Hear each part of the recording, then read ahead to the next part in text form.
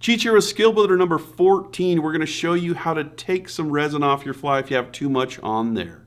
We're going to show you why I always twist my thread counterclockwise or clockwise. And finally, we're going to show you how to build a perfect slider head. That's a big round roll!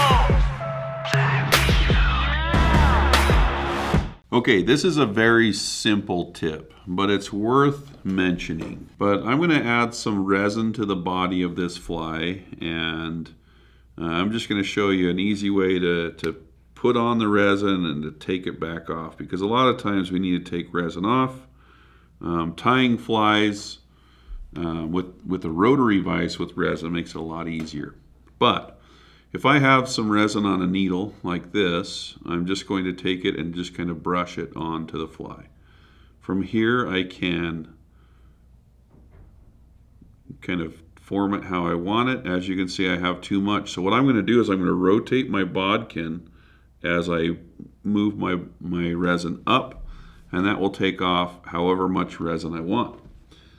So let's see if I can make some sense of this. So now that I've got it where I want, and this is a very, very thick resin. Obviously, thin resins are going to be a little different, but this technique works all the way down to perdigons. So from here, I'm just kind of mashing the resin in so that it's back to forward. It's pretty uniform. Might be a little bit too much in the middle, so I'm just going to do that again. Rotate my bodkin, pull a little bit off. Oh, man. And put some on the hook point too. Once I do that, I can just rotate back and forth. You know, if I'm doing a round body like this, which you can do with a little midge like I'm showing here. And there is a video on this fly, so you better check it out. It's called the what is it called, Brigham? The sparkle cluster? What is it? I think so. Sparkle net. The sparkle net. Crap. It's called the sparkle net, guys. Anyway, check that one out. So that is the best way to put resin on and take it off your fly without having to fumble around a lot. We have another thread tip for you. And customer of ours, big old Mike Webb from California, Idaho, Utah, he brought up the fact that he sees me twist my thread all the time in videos, and it took him a while to figure that out. So I'm going to show you why. Okay. First of all, I've got some thread in the bobbin that's a very large thread that's flat, just so I can show you exactly what it does. We're going to kind of make this show up big scale for the video. All right. So as you can see right now, if I were to take my thread and go like this, it's nice and flat. Okay. So the thread that's flat like this, I'm just going to wrap that back, and you can see how nice and smooth the body is on this fly. Okay, I'm right-handed, and the factories spin the thread the wrong way, as us right-handers will say. So the more I wrap, the more I'm going to put twist in my thread. You can even see it happening on this thread. I've got corded up thread all the way to here, and so if I wrap a few more times, now I've hit the part of thread that is corded up, and as you can see, now it's adding a little texture to my fly. That can be both good or bad, but on this one, let's say that I'm getting to this point and it's corded up and I want to keep it flat. So what I'm going to do is I'm going to let my bobbin hang, and I'm just going to spin that counterclockwise. Now, with a nice bobbin, watch how fast you can spin that. I mean, you can really spin that. That's another reason why I like a bobbin with two arms that come down versus one with one arm and a clutch. Because when you twist them, they never twist, right. They swing all over the place. There are ways to get around that, but I just prefer to have a simple bobbin. Let's say that I'm going to make a flat body all the way up. Okay, and you just kind of have to eyeball it. And once I come back here, I'm going to cord it up the other way. So that's another really cool thing you can do with thread is if I spin that clockwise and just let it spin, it's going to create a very, fine cord that is not going to lay down flat. So if I were to take that and wrap that on the fly, you can see I'm starting to create a rib. Now here's another cool trick you can do.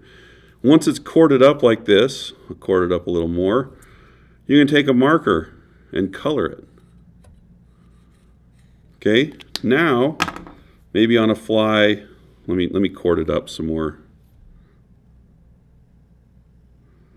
Maybe on a fly that you want to have a more pronounced rib, cord it up and color it with a marker. That's the reason why I twist my thread either counterclockwise or clockwise. It's just to either achieve either a flat profile or something that's more corded. Slider heads. That is what we're going to tie today. I have a almost built slider, just some freestyle pattern.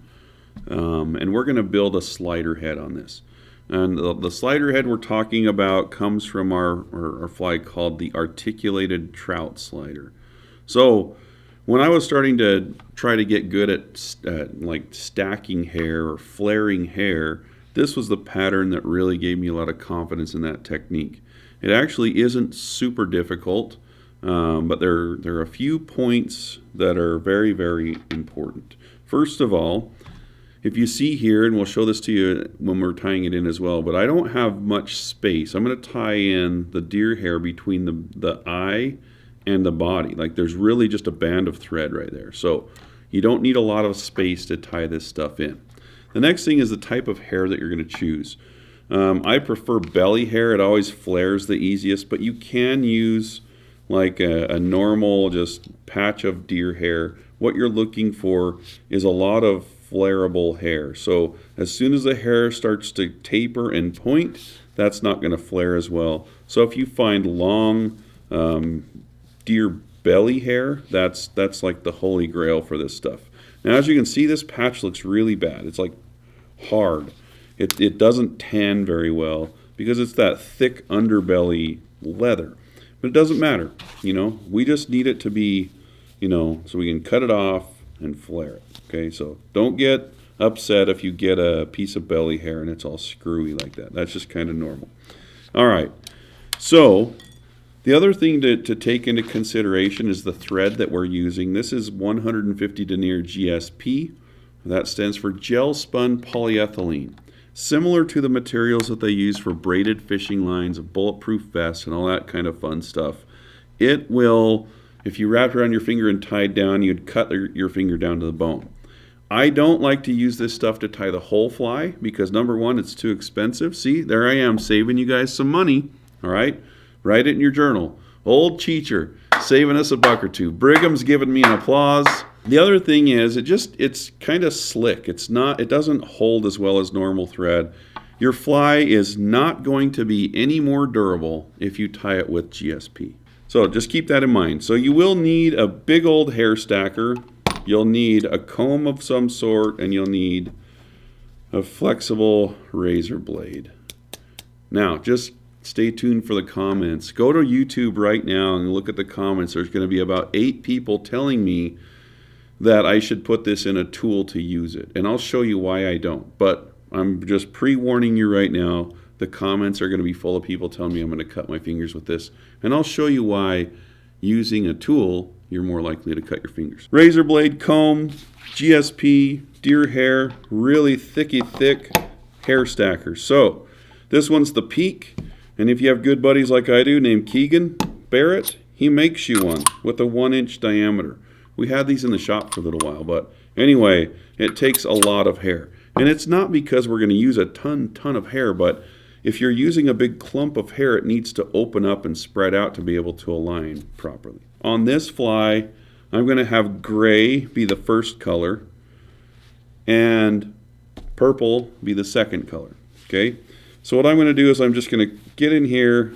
These are even curled. See that? They're not straight. You know what? That's fine. It's not going to matter. So I'm going to farm out about, I don't know, that much right there. So as you can see, that is a ton of deer hair. And I'm going to try to keep tidy. As you can see, the thread is not swinging all around. We listen most of the time. It's going to happen again, but I just like to call out all my good deeds, All right, so I'm going to I'm going to rub my fingers back and forth to spread that out a little bit, and then I'm just going to start working this junk out of here. So this is critical on this one because I'm going to be putting my thread through this only 2 times. Then I'm going to be putting this on top, only 2 turns of thread. So if you have fibers that are all crossed up and fibers that are not going to allow you to flare the hair very well, you got to get it out of there. And that's what the under fluff and the short fibers do. So get that out of there. So that's pretty cleaned. Checked it with my fingers. I'll grab my whole hand and just grab this as a clump. And then at an angle, if I drop this in straight down, the hair in the middle of the clump is going to go straight to the bottom, and the hair on the sides is going to stick to the sides, just a little bit of friction. And then you have to pretty much take it back out and start again. But if I turn it to an angle and put that in at an angle and kind of just let it slide down the ramp, now I've got all the deer hair down there pretty much aligned. So we'll just tap it, do some Morse code. Neighbors downstairs are going to hate deer hair day, but guess what? You're having fun. Screw them. All right, so now we're ready to start transferring materials onto the vise. So we'll just pull this down here. Now we're in. This hook is like a size 1 Gamakatsu B10S or Fulling Mill Streamer Stripper, whichever one you like. And I have a large size eye on it, okay? So this eye is tied on the bottom of this as it sits now, so on the top of the hook shank, because I want this to ride inverted.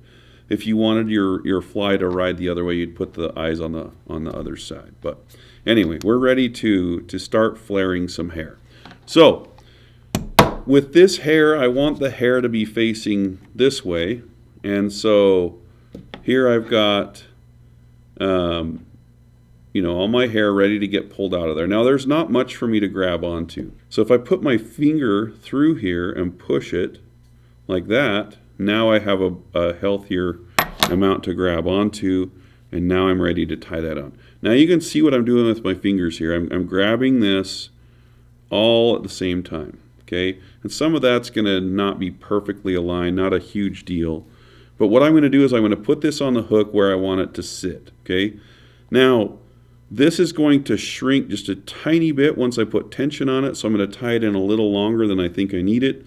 So I'm going to tie it in so that those tips are, I don't know, right about where the barb is on the hook, roughly, okay? So once I have it set, I'm going to take my other offhand and get ready to just grab this, okay? So here I've got this deer hair. Do not let go with this hand for any reason until I tell you. I'm going to no tension on this. This is why I don't like those Norvise or Ekich bobbins, because there's always tension on it. You can't let your thread go completely limp like this. And that's what you need to do with this type of fly. You need to do a very loose turn, and then you're going to do another loose turn. And if I start to pull that, you'll see the hair start to want to flare, okay? But this is where you have to decide, is there going to be another color on this? Because I am going to put another color on this.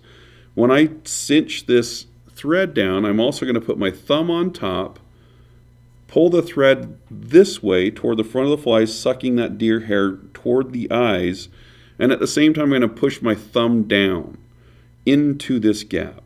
The reason why I do that, it will open up a nice big kind of open reservoir for me to put the other color in. Okay, so I'm going to do all that. No more wraps of thread. I'm just going to take it and pull it straight forward with my thumb down.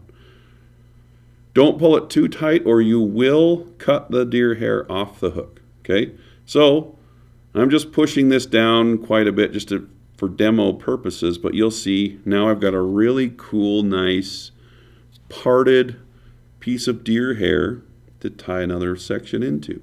If you just wanted this head to be one color, I would still do it this exact way and just put another clump of gray on this. It's important to get that as tight as you can in that one little spot, and you can't really do it very well with just one clump of deer hair. So I always recommend putting in another clump even if it's the same color. All right, so we'll do the same thing with this purple. And sometimes on this top clump, I won't go quite as thick as the bottom clump. All right, so same thing, we're brushing that out.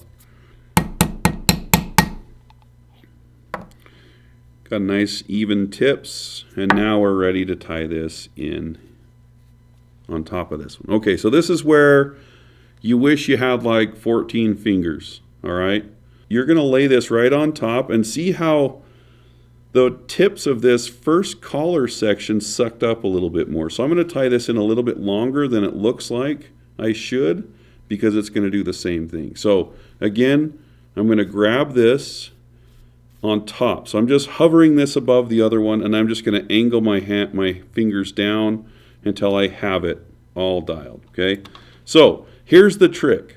And your first few, you might need to take a comb and like make sure all of this is nice and straight. But you're going to wiggle your thread through the gray, catch over the top of the purple, wiggle back down through the gray, and try to follow that exact same line one more time, okay? So again, if I start to pull that, you can see I've got really good purchase on that, and I have a very, very thin line of thread, okay? So on this one, I'm going to put my fingers underneath now. And now I'm going to pull straight down or this way. And what that will do is will force this purple to come up, close shut, and now I'll have my completed slider head. So boom, I pull that tight, and as you can see, that is just one solid ball of deer hair on top of this fly. Now look on the bottom. That's how you can tell I did it right. There's no hair on the bottom of this. Nothing spun around. I didn't let it spin at all. And if I want to, I can even adjust, you know, the hair here. So when I trim it, it's exactly how I want it. Usually, I clean this little part up and I put a little chunk of bruiser blend there. I'm not going to do that for this video because we got some cutting to do, okay? So, I'm just going to super glue there. There is no hope to get a whip finish on this fly. And that's how she'll sit. Look at that. Oh, let us have a first aid injury here. Fingers under control. That's funny, on the slider video I cut my finger on a hook. So let's see how the razor blade part goes. What I'm doing now is I'm combing this out because I'm going to try to make just one main cut on this fly. And if I don't have all these fibers facing as vertical as I can off the hook shank, we're going to have a lot of crossed fibers and it's not going to look quite as clean. All right, here comes the razor blade part. Okay, so here I've got a safety razor, as they call them, okay? And these two tabs are what I'm going to use to hold on to because I'm going to flex this quite a bit and I'm going to try to come in here and just make one cut. These are designed also so that you can break them in half, and then what happens is your surface area you have to control that goes in half. And it's really hard to get that razor blade to not twist all up and down. So I much prefer leaving them just like this. The other thing is, if you have a razor blade tool, you kind of have to stick this side in the razor blade and then fold this one over and stick it in, and you're messing with stuff. And I'm actually a lot more likely to cut myself putting them in there instead. So here we have, this is an Astra Superior Platinum. It says a little hack that I use is I always use the Astra side first. You're probably only going to get about 2 to 3 flies out of this razor blade before you chuck it for another one. Let's see if I can show it to you at this angle. When I do the actual cut, I'm going to have to move it like this just for, I don't want to screw this up. But imagine the razor blade starting here right at the eye of the hook, a little bit wider than the eyes in width, and then I'm just going to make a movement like this with my fingers. Like that. You got to do the sound effect. Do it, Brigham. Try it. No wonder your sliders suck. You can't do the sound effect right, dude. All right, so here we go. I'm going to kind of rotate that back and forth, stopping right there, okay? Because I do want the collar to still be visible. You can see that I cut it at an angle because I'm sitting here blabbing my gums. The line for this slider goes like this instead of like this. So, no big deal. We can make that same angle, and we're just going to come on this side, and we're just going to line that up. Boom. Now it's straight across. Now, if you want to, you can use your razor blade to clean up any of the excess, but that's pretty dang good. The only thing that I like to do now is come in here with my scissors, very fine tip scissors, and clean up that hair just right across the eye of the hook, turn it upside down to do the other side. That really does not do anything for the movement and functionality of the fly. But now, if you look at that, like it's a cork-like substance, like you could sand this. And keep in mind that deer hair is tied in there only with 4 wraps of thread. So there you have it. That's how to do a slider head. I think this is the best fly to practice if you want to get good at flaring deer hair.